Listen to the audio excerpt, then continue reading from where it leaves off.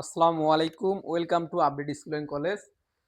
তোমরা দেখতে পাচ্ছ যে আজকে আমরা এসএসসি যারা এসএসসি এক্সাম দিবা এবং নবম দশম শ্রেণীতে আসো এবং ট্যাগ কোশ্চেন সলিউশন করাবো সিলেট বোর্ড 2024। দেখো ভাইয়া, প্রশ্নটা উঠাইছি আমরা, সম্পূর্ণ প্রশ্ন উঠাইছি। তো সলিউশন করবো ভাইয়া। রাসেল ভাইয়া মানে হচ্ছে সহজভাবে বোঝানো একটা ব্যক্তি, ঠিক আছে? তো দেখো, at present extended families are found in rural areas। এখানে দেখো, তোমাদের আসলে ভাইয়া কৌশল শিখেছে তিনটি কৌশলের মাধ্যমে সকল বোর্ডের ট্যাগ কোশ্চেন সলিউশন। তিনটি কৌশল। তো ট্যাগ কোশ্চেন সলিউশন আমি 1 ঘন্টা একটা ক্লাস নিয়েছি। তো ওইটি যদি পেতে চাও অবশ্যই ডেসক্রিপশন বক্সে লিঙ্ক দেওয়া থাকবে। তো তুমি দেখো যে তিনটি কৌশলের মধ্যে একটি কৌশল হচ্ছে এই সেন্টেন্সটি অ্যাফার্মেটিভ নাকি নেগেটিভ এইটি খুঁজে বের করতে হবে। তো দেখো, at present extended families are found in rural areas।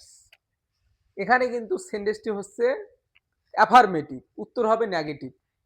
তো ভাই এখানে কিন্তু নট নাই অথবা আহ, অথবা নেগেটিভ যে ওয়ার্ডগুলো আছে এগুলো নেই, এই কারণে বাক্যটি হচ্ছে অ্যাফার্মেটিভ। তো উত্তর লিখবো নেগেটিভ।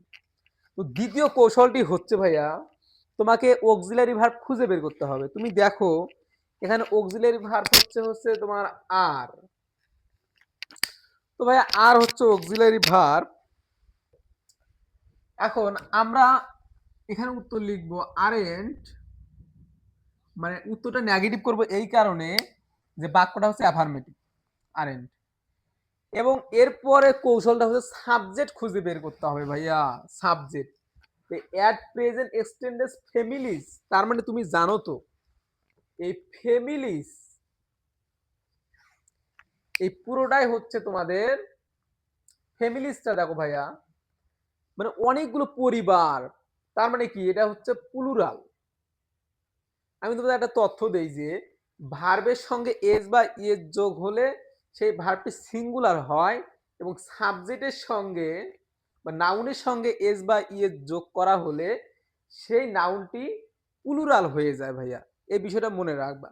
যেহেতু এই নাউনের সঙ্গে এস যুক্ত আছে তার মানে এই নাউনটি হচ্ছে প্লুরাল। তো ভাইয়া যখন ফ্যামিলিস মানে অনেকগুলো পরিবার, তো আমরা এখানে একসঙ্গে একটা প্রোনাউন হিসাবে দে ইউজ করতে পারি, দে। তো আরেন্ট দে। এবং আমি বলবো ট্যাগ কোশ্চেন তোমার অর্থ জানতে হবে না, শুধু তুমি অক্সিলারি ভার্ব এবং সাবজেক্ট খুঁজে পেলে হয়ে যাবে ভাইয়া, ঠিক আছে? এখানে দেখো B number, there are many members in extended families. তো ভাই এখানে 1 নম্বর কৌশল হচ্ছে বাক্যটি অ্যাফার্মেটিভ নাকি নেগেটিভ। তো বাক্যটি হচ্ছে যেহেতু অ্যাফার্মেটিভ, উত্তর হবে নেগেটিভ। দেয়ার আর, এখানেই দেখো আমাদের, আমি কিন্তু ট্যাগ কোশ্চেনের নিয়মে শিখাইছি যে সংক্ষেপণ, মানে সংক্ষিপ্ত ভাবে এগুলো দেয়া থাকবে। এখানে বুঝাইছে দেয়ার আর, মানে এটা আর বুঝাইছে ভাইয়া, আর সংক্ষিপ্ত ভাবে দেয়া আছে অ্যাপোস্ট্রোফিস দিয়ে। তুমি লিখবা যে আরেন্ট,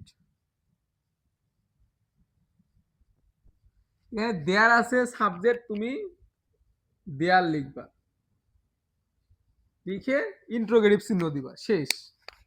তো ভাইয়া বি নাম্বারটা কমপ্লিট। দেখো সি নাম্বারটা দেখো, the house is always full of guest. এখন দেখো 1 নম্বর কৌশল হচ্ছে বাক্যটি অ্যাফার্মেটিভ নাকি নেগেটিভ এটি খুঁজে বের করতে হবে। তো দেখো বাক্যটি অবশ্যই অ্যাফার্মেটিভ, উত্তর হবে নেগেটিভ। এরপরের কাজ হচ্ছে ভাইয়া অক্সিলারি ভার্ব খুঁজে বের করো। অক্সিলারি ভার্ব হচ্ছে ইজ, আমরা ইজেন্ট লিখবো যেহেতু বাক্যটি অ্যাফার্মেটিভ, উত্তর হবে নেগেটিভ, ইজন্ট লিখলাম। এরপর ভাইয়া দি হাউস মানে বাড়িটি, একটি বাড়ি, বাড়িটিকে আমরা এটার প্রোনাউন হিসেবে লিখবো ইট। তো ইজেন্ট ইটটা হবে উত্তর ভাইয়া। এখন দেখো D number, it becomes very difficult for one to study. এখানে প্রথম কৌশল কি, যে বাক্যটি অ্যাফার্মেটিভ নাকি নেগেটিভ এটা খুঁজে বের করতে হবে। তো ভাইয়া বাক্যটি হচ্ছে অ্যাফার্মেটিভ, উত্তর হবে নেগেটিভ। আমি বারবার বলি ভাইয়া, প্রেজেন্ট ইনডিফিনিট টেন্স এবং পাস্ট ইনডিফিনিট টেন্সের ব্যবহার খুবই বেশি। এবং যারা টেন্স পারো না, আপডেট স্কুল অ্যান্ড কলেজের প্লে লিস্টে যাবা, সেখানে গিয়ে দেখবা যে গ্রামার বেসিক অল ক্লাস, সেখানে অবশ্যই টেন্সের একটা 1 ঘন্টা ক্লাস নেওয়া আছে, অবশ্যই করবা। তুমি দেখো ইট বিকামস, যারা টেন্স পারো অটোমেটিক ভাবে বুঝতে পারতেছো যে এটা হচ্ছে প্রেজেন্ট ইনডিফিনিট টেন্স, কারণ MV1 এর সঙ্গে এস অথবা ইএস যোগ করা হয়েছে। তার মানে দেখো ভাইয়া এখানে অক্সিলারি ভার্ব খুঁজে বের করতে হবে, মানে লুকিয়ে আছে। তো আমরা জানি প্রেজেন্ট ইনডিফিনিট টেন্সের অক্সিলারি ভার্ব দুইটি, ডু এবং ডাজ। তো ভাই ইট যেহেতু সিঙ্গুলার, আর সিঙ্গুলারের সঙ্গে আমাদের বসবে ডাজ, তো আমরা লিখবো ডাজেন্ট। যেহেতু বাক্যটি অ্যাফার্মেটিভ, উত্তরটা নেগেটিভ করব। ডাজেন্ট, আমরা ইট যেহেতু আছে ইটেই লিখবো। ইট হচ্ছে প্রোনাউন, থাকলে প্রোনাউনে লিখবো। তো ভাইয়া এখন দেখো in the same room children are found reading, gossiping and sleeping. এখানে দেখো ভাইয়া তোমার কাজ হচ্ছে এই বাক্যটি, এই সেন্টেন্সটি অ্যাফার্মেটিভ নাকি নেগেটিভ এটা খুঁজে বের করতে হবে। তো দেখো এই বাক্যটি নিঃসন্দেহে অ্যাফার্মেটিভ, উত্তর হবে নেগেটিভ ভাইয়া। তো এখানে অক্সিলারি ভার্বটা খুঁজে বের করবা। এই যে এখান থেকে দেখবা যে এইটা হচ্ছে সাবজেক্ট আর এটা হচ্ছে অক্সিলারি ভার্ব। তো ভাইয়া যেহেতু অক্সিলারি ভার্ব এবং সাবজেক্ট পেয়ে গেছি, আমাদের আর কোনো সমস্যা নেই, আমরা আরএন্ট লিখবো। যেহেতু বাক্যটি অ্যাফার্মেটিভ, উত্তর নেগেটিভ লিখবো। আর চিলড্রেন মানে কি শিশুগুলো, মানে অনেকগুলো শিশু, তাহলে শিশুগুলোকে আমরা দে দিয়ে ব্যবহার করবো, প্রোনাউন চিলড্রেনের প্রোনাউন দে ব্যবহার করবো। তো ভাইয়া তোমরা যারা টেন্স পারো তারা কিন্তু অতি সহজে এগুলো বুঝতেছো, আর যারা এই বোর্ড কোশ্চেন গুলো বুঝতেছো না তারা অবশ্যই আমাদের ট্যাগ কোশ্চেন 1 ঘন্টা ক্লাস নিয়ে আসে, অবশ্যই দেখবা।